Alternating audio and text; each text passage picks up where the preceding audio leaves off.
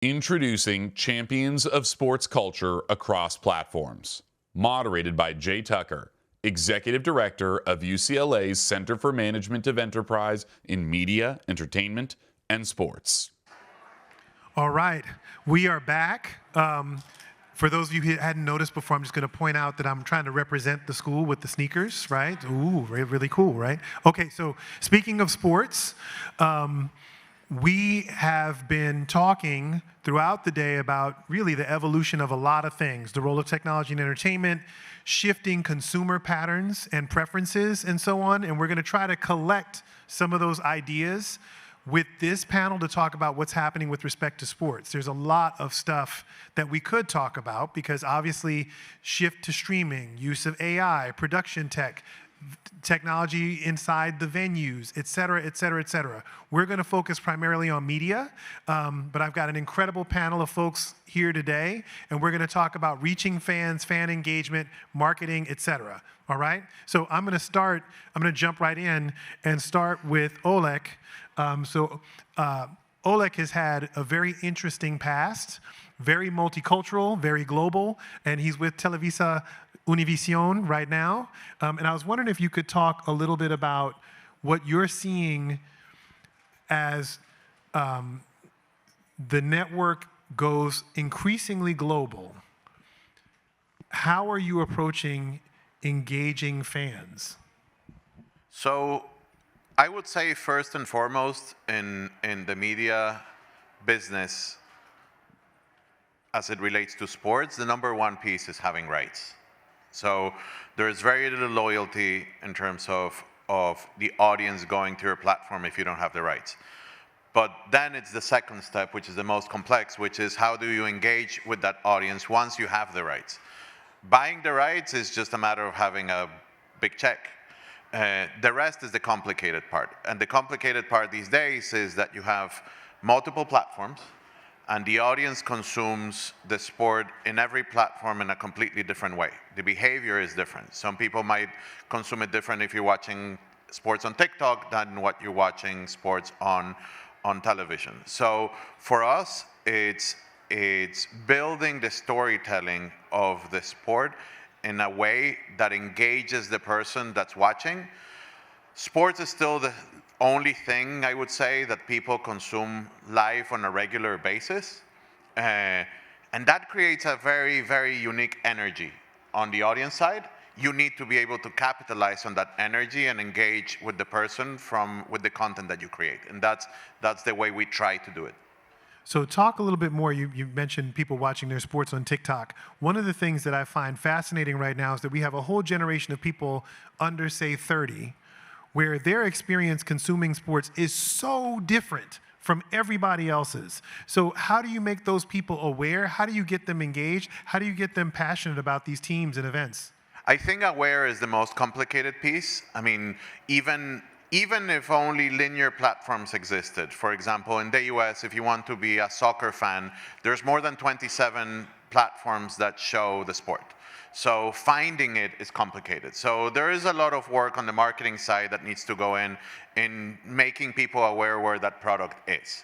Now, that being said, there used to be this idea that there needs to be exclusivity in the sport and you have to drive people to a single platform. I think on our end, we've found that that's not true anymore.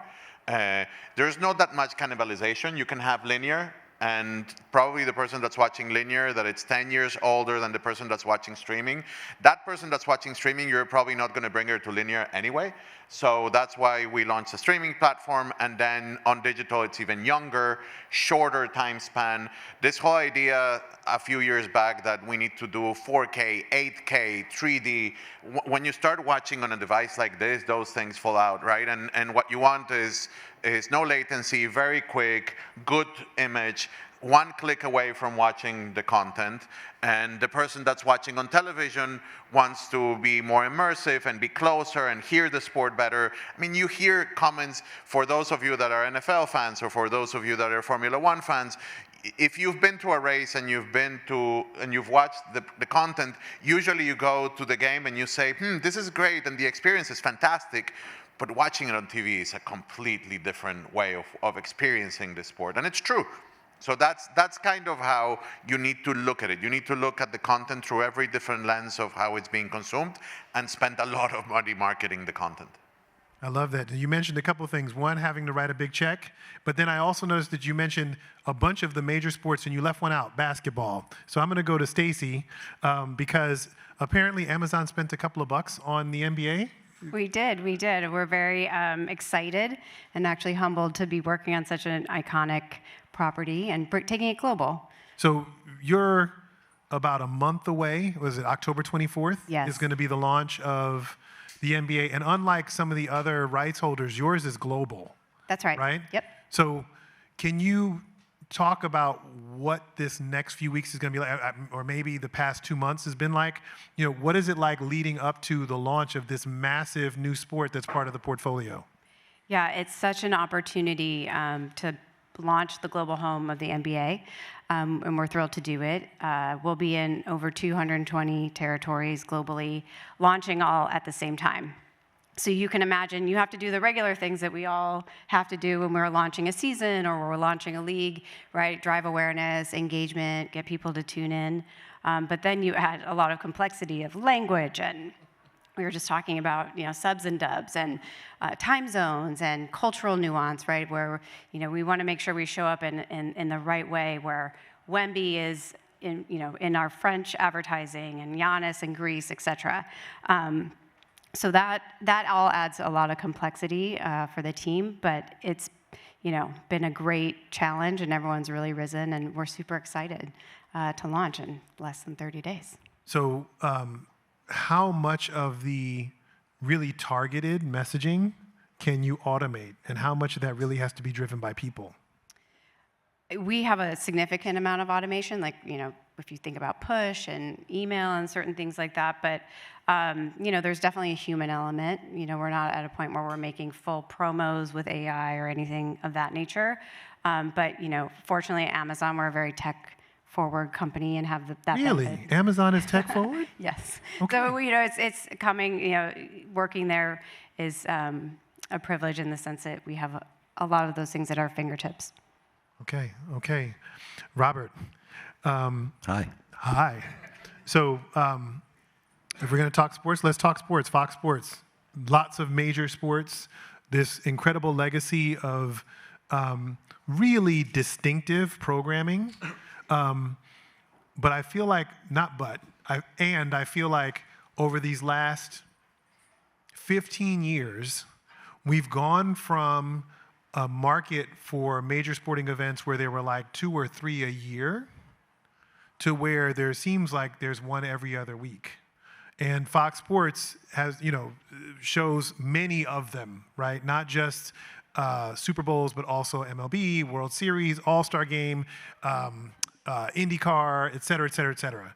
Can you talk a little bit about how you reach and manage some of those fandoms, right? I'm sure that there's a lot of overlap between different sports fandoms, but can you talk a little bit about how you approach the marketing and engagement when you have such a broad portfolio of sports that you offer? Yeah, absolutely. If I can, I think it's interesting you mentioned it used to feel like there was 1 or 2 big sports events on the calendar, and now it feels like there's so many. And it's because there are. I think the leagues have been really smart in this regard, and I think broadcast partners as well, in realizing you have to create tentpoles and you have to create events. So the NBA created the in-season tournament, or starting in Saudi Arabia, and MLB, in conjunction with us, did the Field of Dreams game. Let's do a game there, or the Rickwood Field game. All the leagues, everyone in our ecosystem has gone all in on trying to figure out how do you create events that spike, grab people's attention, and this circles back to what you asked: how do you manage the different fandoms? You really have to reach outside the tent of core fans to be successful at scale for a broadcast network. So you have to get NFL fans to want to sample IndyCar, and IndyCar fans to want to sample NASCAR fans to want to watch World Cup games. You have to cycle those audiences outside of the core. And the big events, I think those tentpoles are like a really important way and a really good way for a marketer to say, hey, look at this, you need to pay attention, this is special. So kind of virtuous circle. So tell me more. Tell me how you get the IndyCar fan to check out the Field of Dreams game. That's a really good question. I only ask good questions. You know, it's different for each thing, right? You try to find the passion point or the compelling thing in everything that you're doing. So if we're trying to get you folks interested in IndyCar, you know, you have to start, as all marketers do, with, well, what's compelling and what's interesting about this? And then you build off that truth, right? And you try to define that and make it known.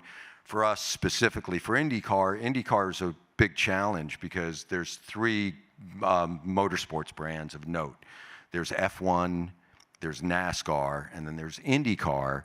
And F1 and NASCAR have very strong, distinctive brands. I think probably all of you out here, if I said F1, you have an image in your head.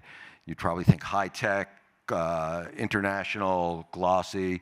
And if you say NASCAR, you probably think, you know, Southern, denim jeans, Busch beer, kind of good old boys. You know, understand those things. I don't think anyone understood what IndyCar was. So for us, it really starts with, like, we need to define it so you understand it along those other brands and build from a truth. We built from the idea of the reality, which I did not know, but IndyCar is the fastest racing on earth. They're faster than F1 and faster than NASCAR. And that's a compelling, interesting truth to people who are interested in motorsports, so we built off of that. Okay. And I'd like to come back actually to talk specifically about IndyCar because I understand that you guys have done some amazing things with YouTube and advertising focused on the racers themselves and all that stuff. We can talk about that a little later. Bob, so Stacey started to talk about the NBA, but you are Mr. NBA when it comes to the NBA's digital presence. That's the first time I've been called that, but yeah. Well, I'm going to roll with it. I'll take it. There you go. You know, we were just talking about how the NBA and, you know, as far as media is concerned, it's becoming increasingly global, but it already had a global fandom. Can you talk about how you use digital to engage fans globally and how that differs from, you know, some of the domestic stuff that you do? Yeah, I think we really take a global approach every day with how we sort of strategize around where we're going to try to meet the fans. And so, you know, the strategy goes back. I mean, it goes way back, but as far as like digital and social, it goes back 20 years, which it's hard to believe that everybody thinks of social media as being, not everybody, but as more of a newer phenomenon. But it's, you know, we've been, you know, we started publishing on YouTube 20 years ago. And the strategy was all about just meeting fans where they are. And we've just kept replicating that with every new platform that surfaced over that period of time. So we were early adopter of YouTube, early adopter of Twitter, early adopter of Facebook, Instagram, Snap, Musical.ly, which became TikTok, just on and on and on and on. Because we've always felt that if we early adopt, you become the first to learn the platform. You become the first to shape the platform in a lot of ways, and almost like invent the content experience on the platform for sports. And so we sort of approached every platform with that same mentality.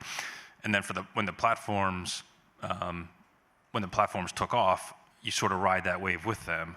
And so we've been able to build this incredible community of over 2.5 billion people.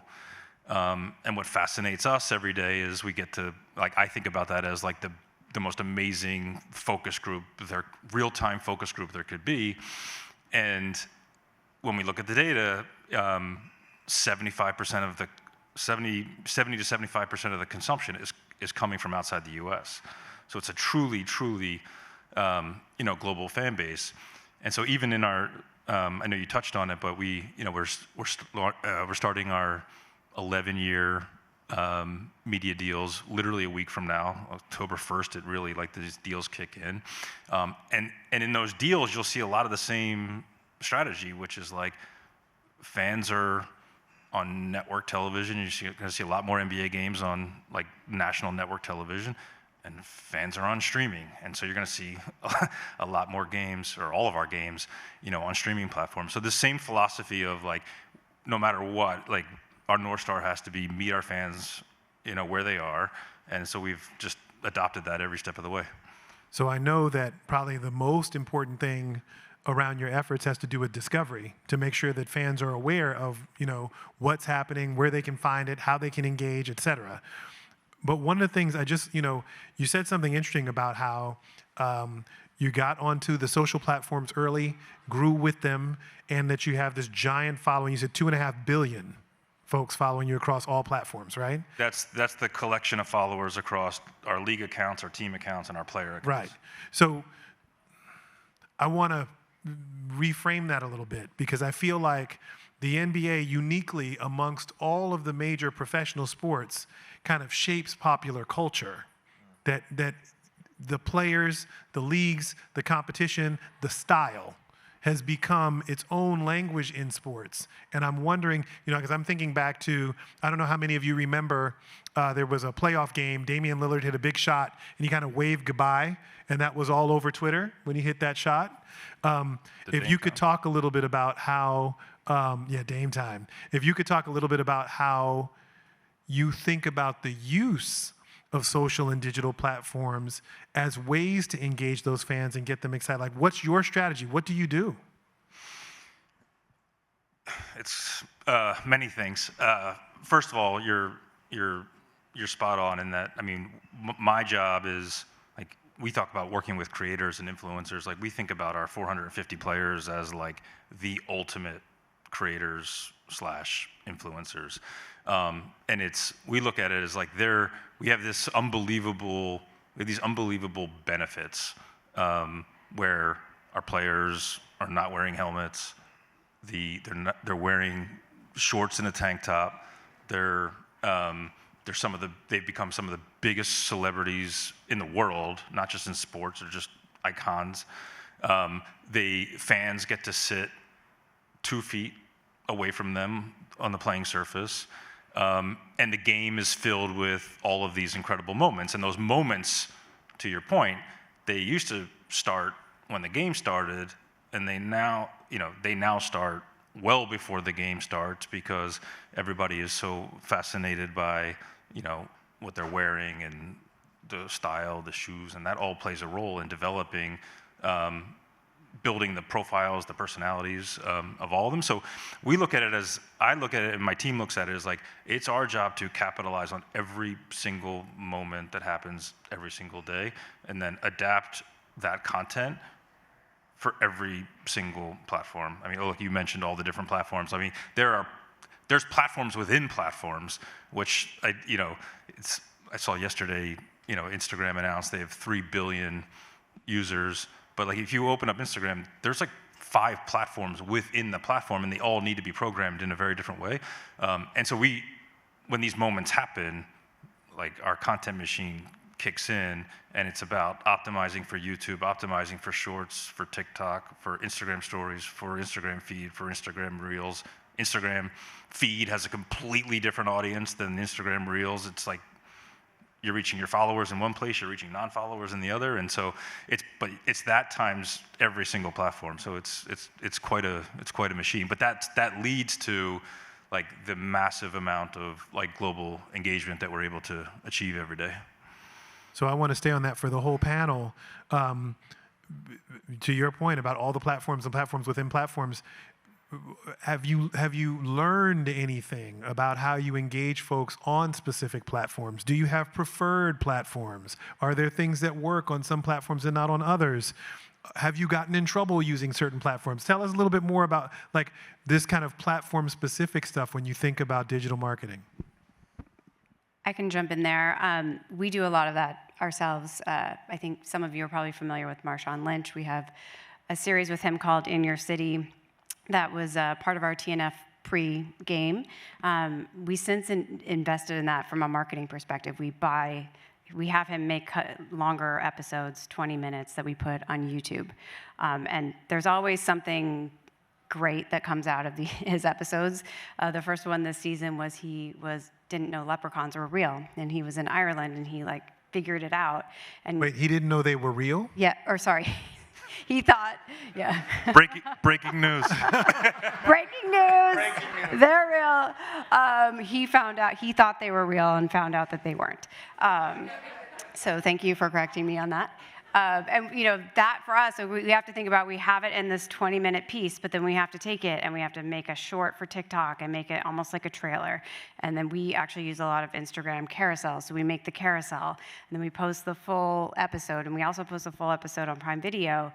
And we hope that starts to go viral. That helps us engage more broadly, get our content out there. And sometimes, if we're even lucky, Robert or others will pick it up and put it on their shows because it's such a moment. And that's what we really try to do, is create a moment within our social ecosystems. Love that. My favorite platform is broadcast television. Good answer. No, I'm being cute, but listen. Social and digital is obviously super important to us. But at the end of the day, just from a purely marketing standpoint, because my job is to get people to turn on the television and watch something, the most valuable customer I can find is somebody who's on a television watching something else. So if I could buy ads on ESPN, that's the hottest of the hot zones for me. So social and digital has a huge impact on the conversation, awareness, and keeping kind of your product kind of moving through the zeitgeist. But there's also, it's an avalanche. So as a marketer, that's what's kind of a little tough. In other words, in the course of a day, how many messages, how much content do you see on your phone? Probably, if not hundreds, maybe thousands of things. So for any singular message or singular piece of content to really have an impact on you at that volume, that fire hose is really difficult. So it's an important part, but it needs to be augmented with other things to really move a behavior in a person. I think if you were to ask every senior executive in sports, they would give you a different answer in my team, because the sales guys will want the platform that can monetize the best.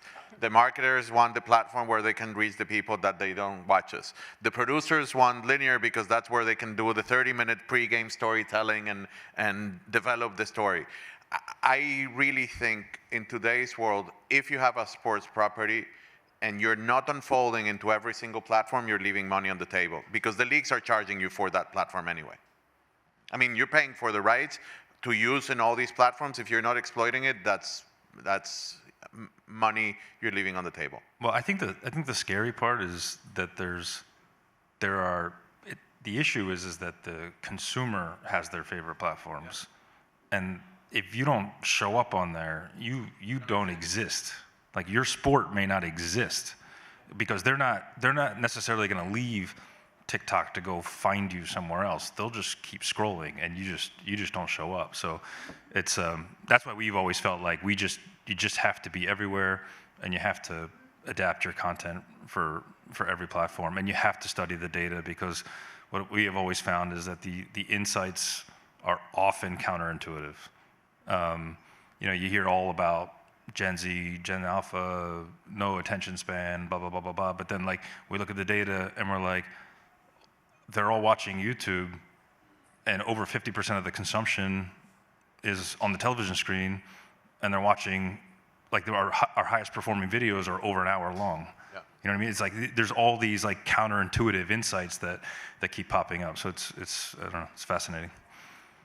I want to come back to that, but first I want to come back to something that Stacey said earlier. When I think about some of these efforts, initiatives, et cetera, reaching fans, it strikes me that this is not always stuff you can do alone. right? That some of this involves partnership or collaboration either with another entity, so in the case of Amazon NBA, or with other, like multiple teams within the org. You were just talking about the 15 different perspectives on appropriate platforms within the org. Can you all talk about that collaboration process? When the North Star is reaching and engaging the fans, who are you partnering with? What are some of the principles you use to make sure that those partnerships work? I mean, yeah, I can take that one. For us, Amazon's a big place, right? So we have a lot of surfaces, and we're, partnering internally with Amazon.com and making sure the game's going to show up on our homepage. We're partnering with the operations team to make sure we're on the vans, we're in Whole Foods on the bags, we're on the tape. It's a big place, and there's a lot of coordination that goes across the board. Within Prime Video, we're partnering with our teams on the merchandising side, on the product side, production. I mean, it really takes a village to get the sports out there just within our own ecosystem. Then externally, of course, we're partnering with all kinds of different platforms to get our message out there. So, for us, it's a mix of internal, external, deep league relationships, even, cross-industry relationships. Robert and I partner on things, on sports that we share. So it really, it is a team effort. But what does that mean? Does that mean that you spend 36 hours a week in meetings? Does that mean that you have to build joint systems? How do you deal with, how does that work? Yeah, we definitely don't spend 36 hours a week in meetings. But yeah, we have, mechanisms within Amazon of how we're, get these things out there, get them into the systems. And, I think a lot of it's relationship based, like, being able to pick up the phone and call Bob or call Robert or whomever when we've got to get something done. But we don't have time or luxury in live sports to spend 36 hours because things kind of happen real time. So we're, efficient with our time and use mechanisms and process to make it happen. Okay, Robert? Yeah, I think people might be surprised at how much partnership happens amongst the broadcasters and the people in the ecosystem. So we're competitors in 1 minute at a table, and then we're partnering the next. So Stacey's team and my team, we both have NASCAR, and the NASCAR season starts on Fox and then moves to Amazon. So we're both partners with NASCAR. We're all vested in that success. So, we partner in, okay, how do we make that handoff of that audience make sense, and how does that all work for everybody? And that happens all the time between the networks, the leagues, and everybody in this ecosystem. But it's transactional at the end of the day. We all have a business to take care of. So in 1 minute, we can be at the table as adversaries, but we inevitably have to work as partners over and over and over again. I think most people don't realize how much that happens. If you look at, I would say 10 years ago, externally, when you would strike a deal for rights, it was a licensee-licensor relationship. I think all that has evolved, and it's a true partnership now. And it's a true partnership with whomever is the rights owner, be it the league or a team, plus every single platform that's associated with it. So if we have the Gold Cup the same as Fox does, the production teams are talking, how do we achieve synergies? If we have the Super Bowl that we sublicense from CBS, then we promote their games, they promote us. I mean, we all need to understand that in this business, truly the rising tide rises all ships. Then we'll battle for rights and we'll compete for eyeballs. But when it comes to the business, the saying of the rising tide rises all ships, it's really accurate. Yeah, I couldn't agree more. And how that manifests on social is that it's becoming, I mentioned that big following number, but it's becoming harder and harder to reach the people that follow you. And the way to sort of attack that we have found is to get more accounts publishing NBA content, and whether that's partnering, with Stacey and her team, or whether it's partnering with the entire, and this is what we focus on, is like trying to partner with the entire ecosystem. So all of the podcasters that are producing content every day and publishing it, and the clips are everywhere, building out an incredible creator and influencer network that is hundreds deep, and so you create this volume of accounts that are publishing content about you, so that it gives you a better chance of surfacing, of your brand surfacing. Because if you're just relying on one account to do all that heavy lifting, you won't reach it just the way the algorithm works. All right, speaking of algorithms, I want to come back to what you said earlier and just open this up to the panel as well. So one of the consequences of all of this digital activity, right? It used to be that, the sporting event was just broadcast to you. And either you watched it or you didn't. And some people had these little boxes in their house, and some people had little journals in their house, and we kind of estimated and guessed what they were doing. Did they actually watch it? Now, we have mountains of data regarding what people are doing, not just watch, but rewatch, pause, rewind, et cetera, and we have tools to potentially aggregate that information to get meaningful insights. Given the work that you all have been doing, and given the new opportunities around on the horizon with, for example, new ownership of certain media rights and so on, increasingly global audiences, are there any insights that you've unearthed over the last, 9 months, 12 months that you think tell us a little bit more about what fans are doing and what they're interested in? I can start, but I'm going to take a different approach to the answer, because Sure. We were talking about this earlier, actually. The very first tweet that we ever published in 2009 was a tune-in tweet to tell people to go watch our game. And ever since then, our number one priority on social media is to tell people where to watch our games. The problem is there's just never really been a way to measure that effectively, that link. Starting this year, as part of our new media rights deals, basically every game will be streamed, which means that link from social media We'll take them straight to every game. So then we will have meaningful data, meaningful insights. Like, we'll know where to fish. We'll know where the fans are that are like most likely to convert to actually watching the game. I suspect we'll find all of these, all of these insights, probably counterintuitive again. But I'm looking forward to that. But we're not there yet. We're about to be there. And what I would say is I think the way you framed the question basically is you've uncovered a whole set of issues that exist today. Like I was talking to Bob before, I other than the data that we get, first-party data that probably everybody gets, I don't trust anything else.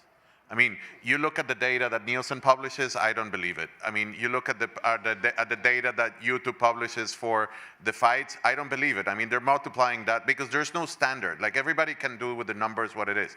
They can say there were 5 million accounts watching, and I'll assume that there were 4 people per account watching, and therefore there's 20 million people watching.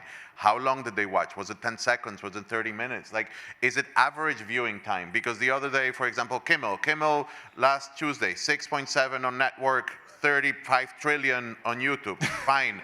But is that average viewing time? Is that somebody that just clicked because it was in the front page and it has autoplay? Like, it's very difficult. So until we get a standard for the industry, we get measurement between the partner and the streamer, it's going to be very difficult to actually have measurements that are accurate. Yeah, we were talking about it before. There was a YouTube broadcast the first NFL game of the season, or the second on a Friday night. And, Second. Yeah, and Nielsen changed their measurement metrics for that game, which I think for everyone else in the game we all kind of raised our hand and said that's not cool. We need a unified set of standards if we're going to kind of share these numbers. As Olek says, it's a bit of the Wild West outside, especially with all the new tech. So until there's a unified set of standards, it's very difficult to trust, certainly self-reporting, and even third-party reporting that is not vetted and structural across the industry. Yeah, I guess I would just add, for us, we're customer obsessed, and we have a lot of first-party data, obviously, and so we use that to just understand who our customer is, what are they watching, why are they watching. We know where they're moving around the ecosystem, where we can find new audiences, put up new marketing, and that's, the Nielsen issue aside, like for us, we're, who is our viewer, what are they doing within Amazon, outside of Amazon, and using that data to really mine and refine our strategies. Staying on that topic, are you using, I know we're kind of running out of time, but are you using any of those insights to help personalize the experience for these fans? Yeah, absolutely, absolutely. I would say, we're not changing broadcast feeds or anything of that nature, but we certainly know like what to serve. I was just speaking to Cynthia. She's a WNBA fan, and she's like, wow, I've been getting so many more notifications and marketing on WNBA. And I was like, well, that's not a mistake. Like we've spent a lot of time to try to really hone and curate the experience within Amazon so that, you're finding what you want to see and what you love, and not what somebody else does. Okay. Speed round. Last question for each of you. What do you think will be the most impactful technology or experience for fans over these next, let's say, 18 months? Go.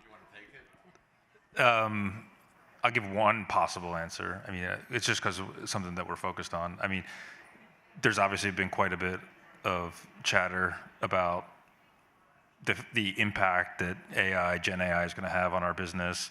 When we think about this global audience that we're trying to serve every day, it takes a lot of resources to sort of fuel that ecosystem. We've been using AI tools for a very long time, but we're now getting to the point where we can start to sort of automatically generate content that can serve like what I would consider like underserved NBA fans.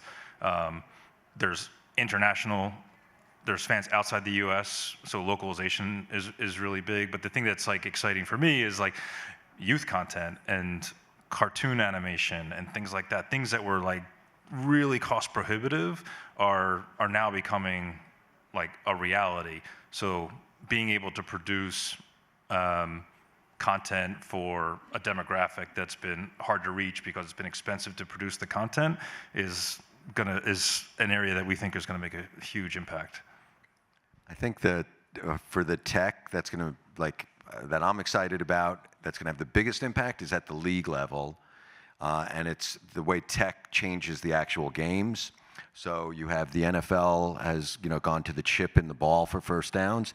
That's huge. That's going to have huge impact. Baseball announced this week, starting next season, they're going to have robot umps calling balls and strikes. So if a player, Aaron Judge, unjustly gets called a strike that's down here because he's 9 feet tall, he can challenge it on the spot, and the computers will tell it's ball or strike. Those things that move the game along, I think, will have ultimately the biggest impact. Yeah, I guess for me, it's AI within broadcast innovations. Like, how are we, as a broadcaster, changing the game, adding more features that bring casual fans in, that get deeper for those who are obsessed. I think that's going to be the thing to watch in the next year, I would say. Yeah, it's very difficult to follow all those three, but I do think in-venue changes. I mean, what the NBA does with the LED floor, what tennis is doing with some of their courts. I mean, I think that is gonna introduce a whole new level of technology that is gonna be able to enjoy on the other side of the screen. And so now you have just gotten the preview for our next panel, which we'll do, 3 months, 12 months from now. We'll do another one on all of these technologies. But thank you so much to the panel for this conversation.